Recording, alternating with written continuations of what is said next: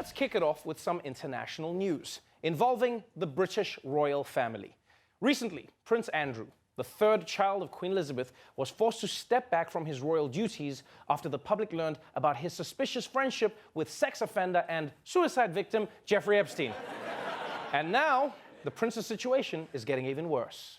Prince Andrew is under new fire here in the U.S. An American prosecutor issuing the royal a rare public scolding in the investigation into his former friend, the late Jeffrey Epstein. In an unusual move today, the U.S. attorney called out the royal for refusing to answer questions in their investigation of his former friend. Would you be willing to testify or give a statement under oath if you were asked?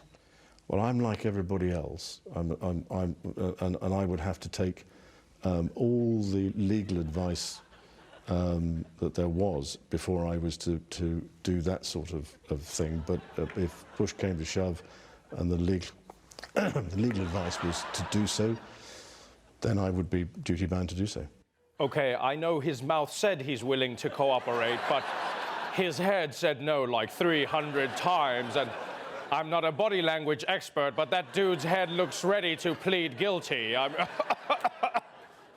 I gotta say, Prince Andrew is one shady-ass prince, right? I bet even Nigerian princes are looking at this guy like, clearly he is lying, huh?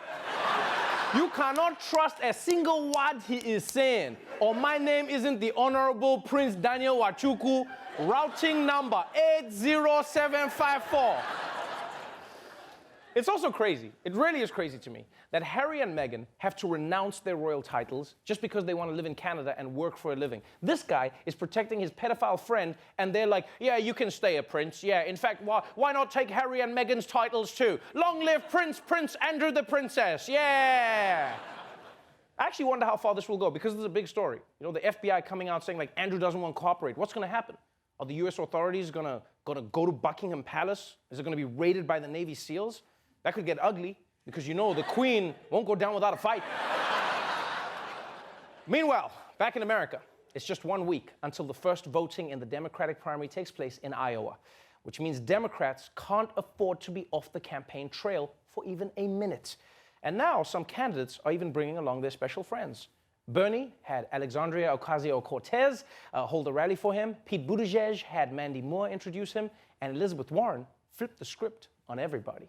While Senator Elizabeth Warren is stuck in D.C. for the trial, her most popular campaign partner, Bailey Warren, is campaigning in Iowa. Bailey delivered a speech addressing the ratio of treats to belly rubs. And he was joined by Drake University's Griff the Bulldog for 18 minutes of selfies.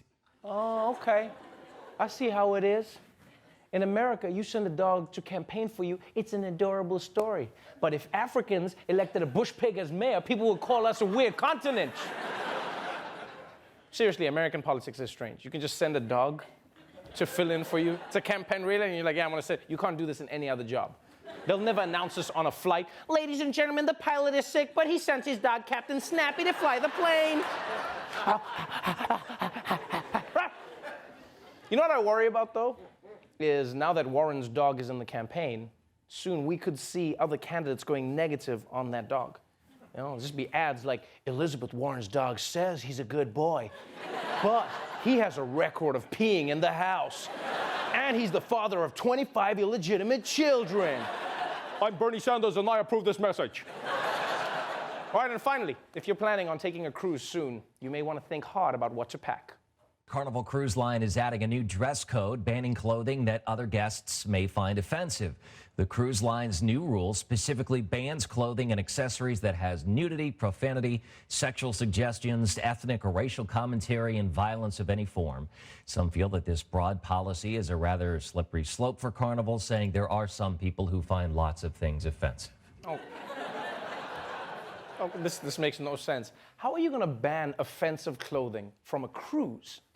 I mean, then you must just ban cruises. No, because all clothing on cruises is offensive. The whole point of a cruise is that you can finally wear that t-shirt that makes you look like you're naked, right? Where else are you gonna wear that? To a job interview? Where do I see myself in 5 years? Like this. Also, what do they mean, no clothing with racial commentary? So I can't wear my kill white people shirt to the buffet anymore? My grandmother got me that shirt, okay? My white grandmother.